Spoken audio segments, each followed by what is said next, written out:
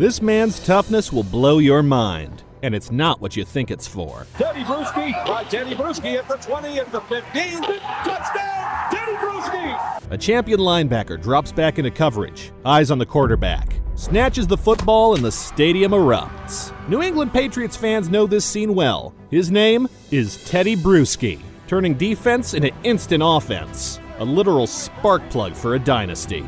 But the problem was, just 2 weeks after his third Super Bowl trophy, Bruschi woke up in the dead of night, unable to feel half his body. Breaking former New England Patriots star Teddy Bruschi is recovering from a stroke. Super Bowl champion Teddy Bruschi uses his survivor story as a life lesson with even greater urgency now. It seemed the worst was inevitable. The relentless warrior who'd conquered the NFL was suddenly fighting for his life. A scary journey of human willpower, heart, and the will to win against all odds. Teddy's story begins from the bright lights of the NFL. Born in San Francisco in 1973, Bruschi grew up as a multi-sport athlete, excelling in wrestling, track, and of course, football. He wasn't the biggest kid on the field, standing around 6'1", but what he lacked in size, he made up for with heart and hustle. That motor and toughness earned him all-conference honors as a defensive lineman at Roseville High School. It also carried him to the University of Arizona, where Bruschi became a cornerstone of the Wildcats' famed Desert Swarm defense. In Tucson, Bruschi's college career was nothing short of legendary. Seriously, he terrorized quarterbacks with 52 total sacks, tying the NCAA Division 1A record for most career sacks. Twice he was named a first-team All-American, and in 1995 he won the Morris Trophy as the Pac-10's top lineman. At Arizona, he also met his future wife, Heidi, his greatest college prize. NFL scouts also took notice of the California native with an Italian-Filipino heritage and a history for playmaking. So you play football? I play football. I want to ask you a question. Okay. There's a lot of pain involved in football. Yes, and a lot of pain medication involved too. In the 1996 NFL Draft, the New England Patriots selected Bruschi in the third round, betting that the undersized college pass rusher could adapt to the pro game. And Bruschi did more than adapt. He thrived. Converted to linebacker in New England, he carved out a role on special teams right away. As the Patriots transitioned into the Bill Belichick era, Bruschi emerged as a leader in the locker room full of legends to come. His teammates would come to call him the heart and soul of the defense, an emotional catalyst who led by example on every snap. In the 2001 season, Bruschi helped the underdog Pats shock the world by winning Super Bowl 36, his first championship. He wasn't a household name yet, but fans loved his blue-collar work ethic and clutch instincts. Those clutch instincts were on full display on a snowy December day in 2003. Facing the Miami Dolphins amid a New England blizzard, Bruschi read quarterback Jay Fielder's eyes and leaped to pick off a pass that will never be forgotten. He rumbled just 5 yards into the end zone and immediately slid onto his knees through the snow, arms raised in triumph. The stadium went wild with excitement. Gillette Stadium became a snow globe of celebration as 45,000 fans hurled snow into the air. That was incredible, wasn't it? Bruschi happily said. Throwing the snow up in the air with the music, it got me into the holiday spirit. The pick six sealed a 12-0 Patriots victory and a division title, and it cemented Bruschi's status as a fan favorite. By then, he had amazingly returned 4 interceptions in a row for touchdowns. One after another, an NFL record. Big plays just had a way of finding Teddy Bruschi, but no one knew what was actually coming. Off the field, Bruschi was just as grounded. He and Heidi started a family as his career blossomed. By the early 2000s, they had 2 young sons, and in 2005, a third son was born. Bruschi balanced being a father of 3 with being the Patriots' defensive captain for 7 seasons. Yes, you heard me. His teammates trusted him. Coaches relied on him. Teddy's one of a kind. There's no other player on the team like him, Patriots quarterback Tom Brady would say. He sets the standard for how to play football in this league. He sets the tone. By the end of that 2004 season, Bruschi had become the veteran leader of a Patriots team in the midst of a dynasty. Many thought it would take an act of God to stop this madman. People say, be careful what you ask for. Before we continue, if you enjoy deep dive stories about NFL legends, please consider subscribing to our channel. We have many more dramatic, true football stories on the way. You won't want to miss them. At 31 years old, in his 9th NFL season, Bruschi finally earned Pro Bowl honors. Patriots were defending champions, and Bruschi, wearing number 54, was everywhere on the field, stuffing runs, dropping into pass coverage, forcing fumbles. His football IQ and intensity anchored a top-tier defense that propelled New England to a 14-2 record. As team co-captain, Bruschi's fingerprints were all over the Patriots' success. Broadcaster Al Michaels often noted Bruschi's knack for being around the ball in critical moments. That postseason, the Patriots bulldozed their way back to the Super Bowl. Welcome back to Jacksonville, Florida, and again, welcome to Super Bowl number 39. In Super Bowl 39 against the Philadelphia Eagles, Bruschi delivered one of the defining plays of the game. McMahon fires high, and the pass is intercepted by Bruschi. With 7:20 remaining in the fourth quarter and the Pats nursing a 10-point lead, Eagles quarterback Donovan McNabb dropped back and released a pass over the middle. Bruschi lunged and intercepted the ball at the Patriots' 24-yard line.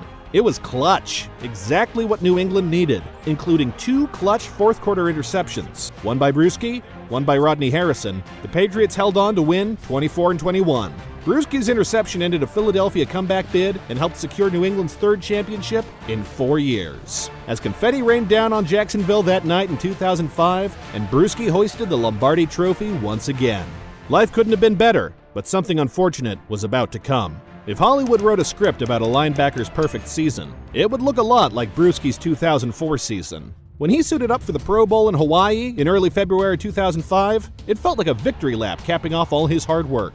At 31, Bruschi was healthy, proud, and seemingly invincible. Yet sometimes, fate has a way of blindsiding even the strongest of heroes. A silent danger lurked within him.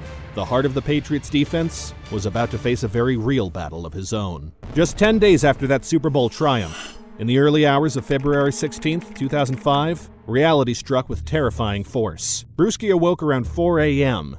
to a headache pounding in his skull, and as he tried to sit up, he realized something was horribly wrong. The entire left side of his body had gone numb. Dizzy and disoriented, Teddy collapsed to the floor, unable to maintain his balance. In the darkness, he found himself crawling toward the bathroom, confused and frightened. "I remember I was really confused about what I was going through," Bruschi later wrote, reflecting on that night. At 31, you're not really thinking about strokes, but mine were classic symptoms. I didn't know that, so I shook it off and went back to sleep. Bruschi's first instinct was the same toughness that drove him on the field. Shake it off, tough it out. He somehow managed to fall back asleep for a few hours, hoping it was nothing. But when he woke up again around 10 a.m., the situation had gotten much worse. The numbness in his left arm and leg was now a total loss of feeling. He even realized he couldn't see about half. When one of his young sons approached him from the left, Bruschi only knew he was there by sound. His left side vision had vanished. In that moment, alarm bells went off. Bruschi and his wife finally understood these were signs of a stroke. Heidi Bruschi wasted no time. She dialed 911, and Teddy was rushed to the hospital in Boston. The next few hours were a blur. I vaguely remember the ambulance ride, a lot of white coats in the ER, and lots of tests, Bruschi recalled. When the doctor came in with the results, Teddy's world turned upside down. He put a hand on my shoulder and said, "You've had a stroke," Bruschi remembered. I was shocked. The only time I'd used the word stroke was on a golf course. His whole family was in shock and horrified how they would survive without their king. The stroke had been caused by a congenital heart defect that Bruschi never knew he had. A PFO, not a POS. Essentially, a small hole in the heart. In Bruschi's case, a blood clot had traveled through that hole and went into his brain, blocking blood flow and then causing a stroke. Sadly, by the time he arrived at the hospital, it was too late. Blood pressure 60/20.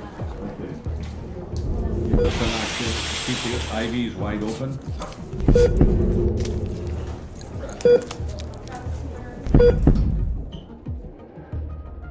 Scans showed portions of his brain had been starved of oxygen. There were literal scars on the image where brain cells had died. It's pretty shocking when a doctor shows you a scan of your head and you can see the scars, Bruschi said. That was the start of the process of me finding out I would never be the same again. His wife cried herself to sleep for weeks. I thought I'd never be, he began to tell himself. Never be normal again, never be a football player again.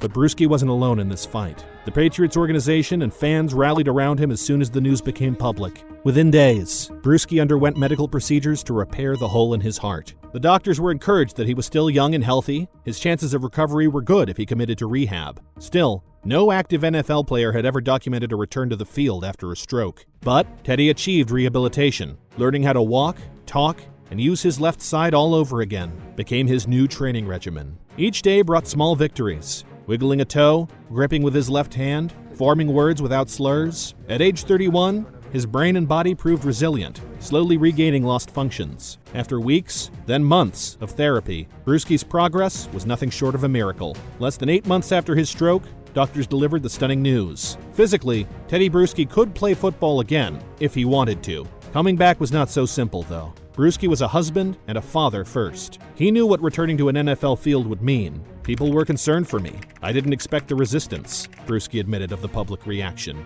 Setting a goal to return to football gave him purpose and drove his rehabilitation. But still, no one could guarantee his safety on the field. Bruschi asked his doctors bluntly, what would happen if he got hit again? The answer was simple. This is something you just have to go through, Teddy, they told him. In other words, no one really knew. A leap of faith. We will find a way to get through it. Bruschi took a deep breath and made up his mind. So I buckled up and said, let's go, he recounted. Teddy quietly attended team meetings, worked out on his own, and watched from the sidelines, visualizing himself back in uniform, building back his confidence. The stage was set for one of the most improbable comebacks in sports history. On October 30th, 2005, in Week 8 of the NFL season, it quickly turned into an emotional holiday in New England.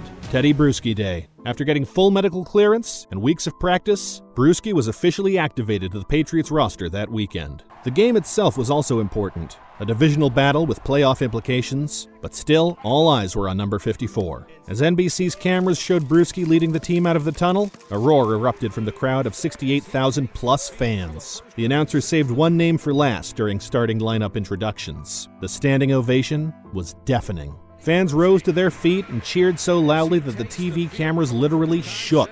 People wiped away tears and chanted, Bruschi, though it sounded more like a drawn-out, Brew! Rumbling through the stadium. Bruschi stood on the field in awe, helmet raised, acknowledging the fans with a two-handed wave. It was an emotional return for the team's emotional leader, one reporter noted, and that feeling swept over everyone present. From the opening kickoff, Bruschi showed he wasn't back as a token gesture. He was there to play. He lined up at inside linebacker, immediately resuming his role calling defensive plays in the huddle. On Buffalo's very first possession, Bruschi dashed into a running lane to help stop the Bills' running back. With each tackle Bruschi made, the crowd roared, Brew! In appreciation. By halftime, any concerns were erased. Bruschi was throwing his body around with the same passion as ever. Patriots trying to avoid their first two-game losing streak in 3 years. Tom Brady and the offense kicked into gear. A long bomb to Deion Branch set up one touchdown. Then, the Patriots defense forced a critical turnover. Linebacker Roosevelt Colvin blindsided the Buffalo QB for a fumble, and New England recovered the ball. The stadium buzzed with hope as Brady handed off to Corey Dillon, who pounded in a 1-yard touchdown to give the Patriots a 21-16 lead with just over 2 minutes remaining. When the Patriots defense trotted back out to protect that lead, guess who was the first player onto the field?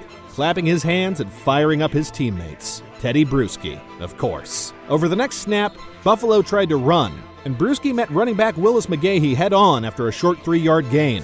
The crowd roared, Brew! One more time. It was Bruschi's 7th tackle of the night. Every time he made a tackle, the crowd went nuts. Safety Eugene Wilson noted after the game. The energy was contagious. The Patriots defense held firm in that final minute, sealing a come-from-behind victory. The fairy tale comeback was complete. I'm back to doing what I love, Bruschi said simply, a smile on his face. Sometimes you've just got to pick yourself off the ground and get back to living your life. That's all I was trying to do. It was a powerful statement from a man who had literally picked himself off the floor after a stroke. I think everyone's happy to see him out there, Belichick said, but we can't just rely on him to show up and everything falls into place. In other words, Bruschi's presence was inspiring, but the team still had work to do. Tom Brady was more emotional about it. Everyone's energized, Brady told reporters. Teddy's one of a kind. He sets the standard for how to play. He sets the tone. They rallied to win the AFC East that year, and at season's end, Teddy Bruschi was named the NFL's 2005 Comeback Player of the Year.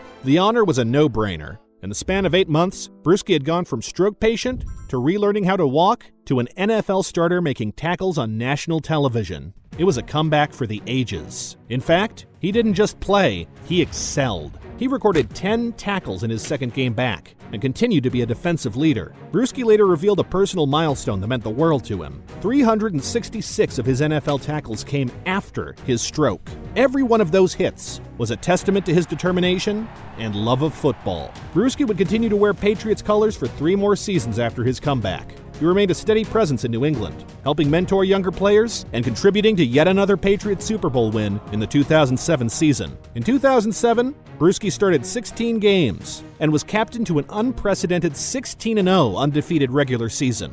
Though that year ended in a Super Bowl loss, Bruschi's mere presence was remarkable, given what he'd overcome. In 2008, after 13 NFL seasons, Bruschi decided to hang up his cleats for good. More breaking news now, this time from the sports world and Patriots Nation. NBC's Al Michaels reported tonight that Patriots veteran linebacker Teddy Bruschi will retire from the NFL tomorrow. He retired in the summer of 2009 at the age of 36, leaving behind an incredible legacy with the Patriots. 3 Super Bowl rings, with 5 Super Bowl appearances, and a reputation as one of New England's all-time greats. He finished his career with 1,134 tackles, 30.5 sacks, and 12 interceptions. Solid stats, but the true measure of his impact went beyond numbers. In 2013, the Patriots inducted Teddy Bruschi into the franchise's Hall of Fame in his first year of eligibility. Fittingly, it was the fans who voted him in, a reflection of the love and respect New England has for number 54. The same year, Bruschi's college days earned him induction into the College Football Hall of Fame as well, cementing his place in Wildcats lore. The linebacker who tied the NCAA sack record and led Arizona's Desert Swarm was now a Hall of Famer twice over. Beyond the trophies and Hall of Fame plaques, Bruschi's greatest legacy might be what he's accomplished off the field since his stroke. In 2005, partnering with the American Stroke Association, he and Heidi founded Teddy's Team, a foundation dedicated to stroke awareness and helping survivors and their families. What started as a single fundraiser grew into a running club and nationwide campaign. Bruschi himself took up long-distance running. The former linebacker traded his shoulder pads for running shoes and ran the Boston Marathon 3 times as part of Teddy's Team. In 2012, 2014, and again in 2019. Over the years, they have raised millions for stroke research and education. By 2019, Teddy's Team had unbelievably raised over $5 million.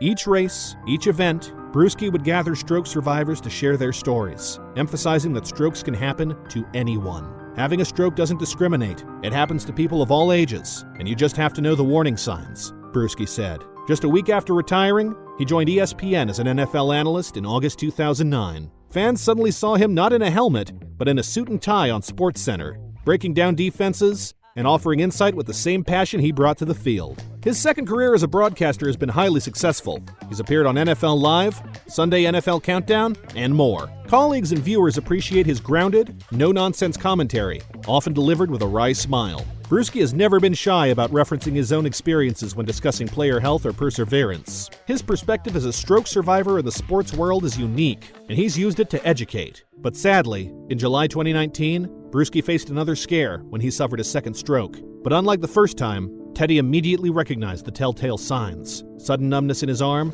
slurred speech, drooping face. He was treated quickly and made a full recovery in a matter of days. Interestingly, Bruschi even authored a book titled Never Give Up: My Stroke, My Recovery, and My Return to the NFL, which chronicles his 2005 comeback. Few NFL stories are as harrowing and uplifting as Bruschi's. He took what could have been a tragic end and turned it into a new beginning, both for himself and for countless others he's helped. Teddy Bruschi's tale is the stuff of sports legends, the story of a man who refused to quit, even when literally half his body failed him. That sometimes the toughest opponent isn't wearing a rival jersey, it's the challenge life throws at you when you least expect it. When you think of the Patriots dynasty, you think of Tom Brady's passes or Adam Vinatieri's kicks. But don't forget, you must also think of Bruschi, bumping his fist after every big tackle, igniting the crowd. As Bruschi himself wisely said, we all face adversity in our lives, but life is all about what you do after that. How you respond, the effort to go on, always has to be attempted. In other words, never give up.